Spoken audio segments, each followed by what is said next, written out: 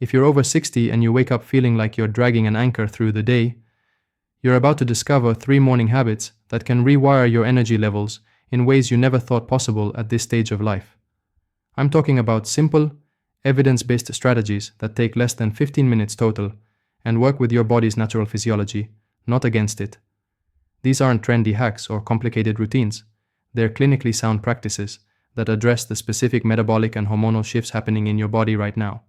And by the end of this conversation, you'll have a clear, actionable plan you can start tomorrow morning. Let me be direct with you. After 50, your body doesn't process energy the same way it did at 30. Your mitochondria, the power plants inside every cell, start producing less ATP, which is your body's primary energy currency. Your cortisol rhythm, which should peak in the morning to wake you up naturally, often flattens out, leaving you feeling foggy and sluggish even after a full night's sleep. Add to that the subtle insulin resistance that creeps in with age, the reduced thyroid efficiency, and the fact that your muscle mass is declining by about 3 to 8% per decade after 30, and you've got a perfect storm for low energy. But here's what most people get wrong. They assume this is just inevitable aging, so they reach for more coffee, nap harder, or worse, accept fatigue as their new normal. The truth is, you can intervene at the physiological level with targeted morning habits that restore energy production, stabilize blood sugar, and reset your circadian rhythm. Before we dive in, let me give you the critical context. These habits work because they address root causes, not symptoms. They're safe for most people over 60, but if you have uncontrolled diabetes, severe cardiovascular disease, orthopedic limitations, or you're on medications like beta blockers, diuretics, or insulin, you need to discuss any new routine with your doctor first. This is educational information and does not replace personalized medical care. Now let's talk about the 3 habits that can genuinely transform your mornings. The first habit is hydration with electrolytes within 10 minutes of waking, and I need you to understand why this is non-negotiable for your age group. Overnight, you lose fluids through respiration and minimal perspiration, and your kidneys are less efficient at conserving water after 50. You wake up in a mildly dehydrated state, which thickens your blood slightly, reduces oxygen delivery to your brain and muscles, and makes your heart work harder to circulate blood. Dehydration also impairs mitochondrial function, meaning your cells literally can't produce energy as efficiently. Now, most people think a glass of water is enough, but here's the mistake. Plain water without electrolytes, especially sodium, potassium, and magnesium, doesn't hydrate your cells as effectively because it dilutes your extracellular sodium, which can trigger your body to excrete water rather than absorb it. This is especially true if you're on diuretics for blood pressure or heart conditions.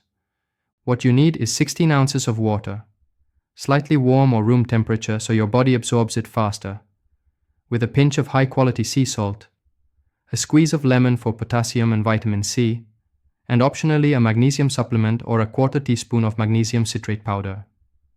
The sodium helps your body retain the water intracellularly. The potassium supports cellular energy production and muscle contraction, and magnesium is a cofactor in over 300 enzymatic reactions, including those that produce ATP. Drink this slowly over 5 minutes, not all at once, so your kidneys can handle the fluid load without dumping it straight to your bladder. Within 20 minutes, you'll notice clearer thinking, less joint stiffness, and a subtle but real uptick in energy because your cells are hydrated and your blood volume is optimized. A common myth is that you shouldn't have salt if you have high blood pressure, but the reality is more nuanced. If your blood pressure is well controlled with medication and you're not eating a high-sodium processed diet, a small amount of sea salt in your morning hydration is not only safe but beneficial because it prevents the orthostatic hypotension, that dizzy feeling when you stand up, that many older adults experience. However, if you have heart failure with fluid overload, kidney disease with impaired filtration, or you're on aldosterone antagonists like spironolactone, you need to check with your doctor before adding extra sodium. Red flags to watch for: if you develop sudden swelling in your ankles, shortness of breath, rapid weight gain of more than 2 pounds in a day, or chest pain, stop the salt and seek medical attention immediately. For everyone else, this habit is a game changer because it primes every system in your body for optimal function. The second habit is 5 minutes of specific low-impact movement designed to activate your sympathetic nervous system gently and stimulate blood flow without spiking cortisol or stressing your joints. This is not about high-intensity exercise or pushing through pain.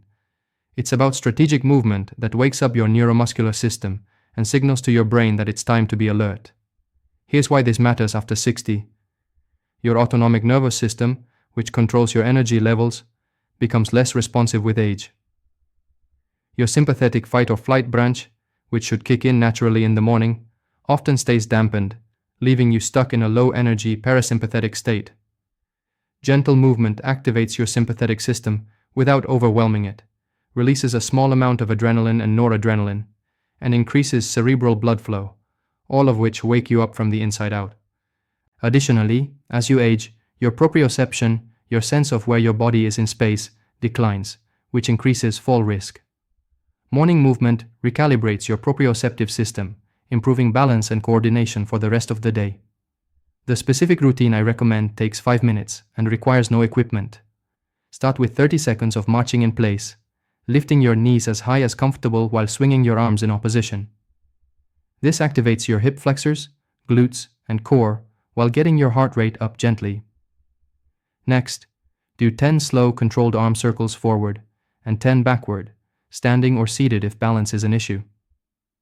This mobilizes your shoulder joints, which tend to stiffen overnight, and improves thoracic spine mobility. Then, perform 10 gentle torso rotations, hands on your hips, twisting from your waist left and right without moving your hips. This wakes up your obliques and spinal stabilizers. Follow that with 10 heel raises, standing next to a wall or counter for support if needed, to activate your calves and improve ankle stability. Next, do 10 sit-to-stands from a sturdy chair without using your hands if possible, focusing on controlled descent and powerful ascent. This is one of the best functional movements for maintaining lower body strength and independence. Finally, end with 30 seconds of diaphragmatic breathing. Hands on your belly, breathe in deeply through your nose for 4 counts, feeling your belly rise, then exhale slowly through your mouth for 6 counts. This activates your vagus nerve, calms any residual morning anxiety, and oxygenates your blood. The entire sequence should feel invigorating, not exhausting. If you feel dizzy, short of breath beyond mild exertion, chest discomfort, or sharp joint pain, stop immediately and sit down. If symptoms persist beyond a few minutes, call for help. These are red flags that require medical evaluation. The mistake people make is thinking they need to go hard to get results. But after 60, intensity isn't the goal, consistency and quality of movement are. This 5-minute routine stimulates your metabolism, improves insulin sensitivity for the day ahead, and releases endorphins and brain-derived neurotrophic factor, which supports cognitive function. It also primes your muscles and joints, reducing injury risk during daily activities.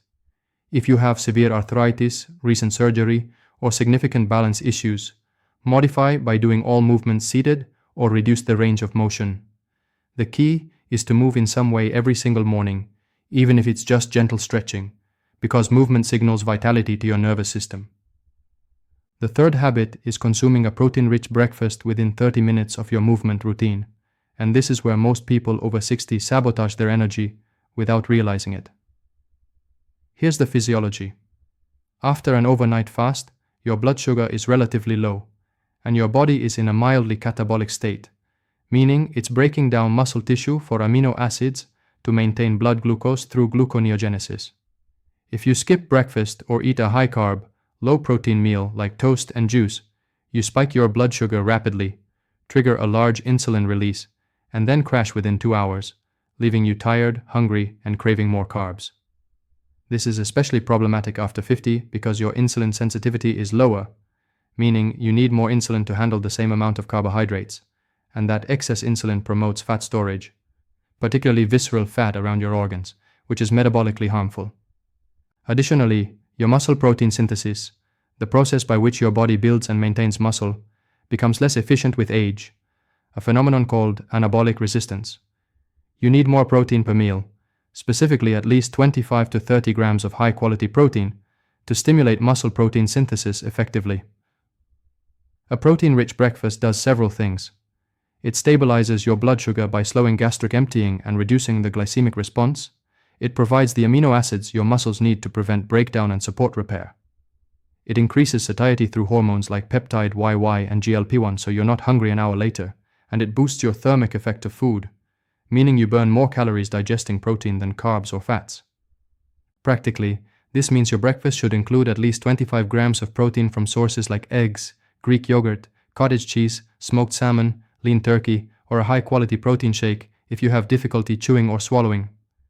Pair that protein with a moderate amount of complex carbs like oatmeal, whole grain toast, or berries for sustained energy, and add a source of healthy fat like avocado, nuts, or olive oil for satiety, and to support absorption of fat-soluble vitamins.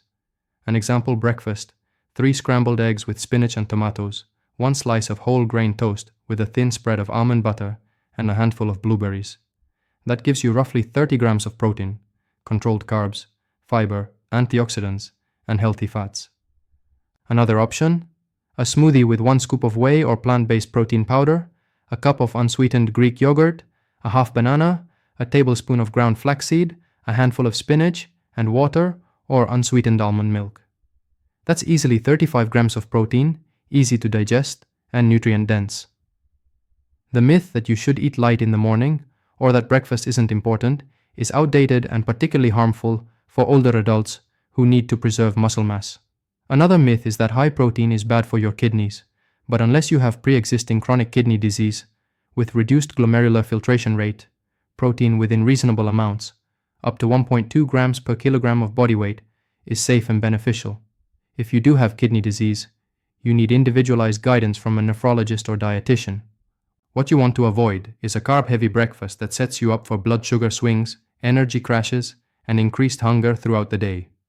Also avoid processed meats high in sodium and nitrates, like conventional bacon and sausage, which increase cardiovascular risk. If you're on a blood thinner like warfarin, be consistent with your vitamin K intake from greens so your medication stays effective, but don't avoid greens entirely because they are incredibly nutrient-dense.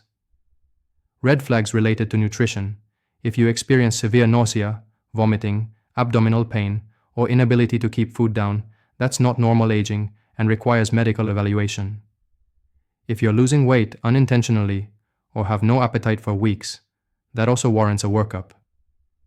For most people, this protein-rich breakfast habit will stabilize your energy, improve your muscle maintenance, support cognitive function, and reduce cravings for the rest of the day. Now let's pull this together into a simple morning checklist you can follow starting tomorrow. First, within 10 minutes of waking, drink 16 ounces of water with a pinch of sea salt, a squeeze of lemon, and optional magnesium. Take it slow, let your body absorb it. Second, within 15 minutes of hydrating, do your 5-minute movement routine: marching, arm circles, torso rotations, heel raises, sit to stands, and diaphragmatic breathing. Move with control, listen to your body, and stop if anything feels wrong. Third, within 30 minutes of your movement, eat a breakfast with at least 25 grams of protein, moderate complex carbs, and healthy fats. Plan your breakfast the night before so you're not scrambling in the morning. That's it. 3 habits, less than 15 minutes of active effort. But the cumulative effect on your energy, mood, muscle preservation, metabolic health, and overall vitality is profound. You're addressing hydration and electrolyte balance, nervous system activation and musculoskeletal priming, and metabolic stability and anabolic signaling, all before 9 a.m. These habits work synergistically, meaning each one amplifies the others. Hydration makes your movement more effective because your muscles and joints are lubricated. Movement increases insulin sensitivity, so your protein breakfast stabilizes your blood sugar even better. The protein supports the muscle stimulus from your movement. This is precision self-care based on how your body actually functions after 60. Let me address a few common questions and concerns. What if you're not hungry in the morning? This is often a sign of dysregulated hunger hormones, frequently caused by eating too late at night or consuming too many carbs the previous evening. Give yourself 1 to 2 weeks of consistent morning protein, even if it's a small amount, and your hunger signals will recalibrate. What if you have trouble with eggs or dairy? Use alternative protein sources like lean poultry, fish, legumes, or high-quality plant-based protein powders.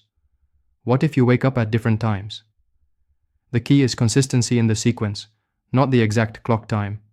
Do these 3 habits in order regardless of when you wake. What if you have mobility limitations? Modify the movement to what you can do safely, even if it's arm movements and seated marches. Something is always better than nothing. What if you're on multiple medications? Check with your pharmacist or doctor about timing your breakfast around your meds, especially thyroid medication, which often needs to be taken on an empty stomach, or diabetes medications, which need to be coordinated with food intake. What about weekends or travel? Consistency is what creates results, so aim to follow this routine 7 days a week. It's short enough that it fits into any schedule, and the benefits compound over time. Here's what you can expect in the first week. The hydration habit will give you immediate improvements in mental clarity and reduced joint stiffness within days. The movement routine will improve your balance, reduce morning stiffness, and increase your sense of alertness within the first few sessions. The protein breakfast will stabilize your blood sugar and reduce mid-morning energy crashes within 2 to 3 days. By the end of the first month, you'll notice more sustained energy throughout the day, better sleep quality because your circadian rhythm is more robust, improved muscle tone and strength, better mood regulation, and likely some improvement in metabolic markers like fasting blood sugar if you were borderline elevated. This isn't magic, it's physiology. You're working with your body's natural systems and giving them the inputs they need to function optimally. Remember, this is educational information and does not replace personalized medical care. If you have specific health conditions, take medications, or experience any concerning symptoms, consult your physician before making changes. Red flags that always require immediate medical attention: chest pain or pressure, especially with exertion, sudden shortness of breath, dizziness or fainting, severe weakness on one side of your body, confusion or difficulty speaking, uncontrolled bleeding, or severe abdominal pain. These are not normal and need emergency evaluation. For everything else, these 3 morning habits are safe, evidence-based, and designed specifically for the physiological realities of being over 60. So here's your action plan. Tonight, prepare your morning hydration mixture, set out your clothes if you want to feel more motivated for movement, and decide on your breakfast so you have the ingredients ready. Tomorrow morning, execute all 3 habits in sequence and notice how you feel by mid-morning compared to your usual routine. Give this a solid 2 weeks of consistency before you judge the results, because your body needs time to adapt and respond. If this approach resonates with you, and you want more evidence-based strategies for optimizing your health after 60, make sure to subscribe and hit the notification bell so you don't miss the next video, where we'll dive into the evening habits that complement these morning practices and set you up for restorative sleep. I'm here to give you practical, science-backed tools that actually work for real people dealing with real aging physiology, not gimmicks or false promises.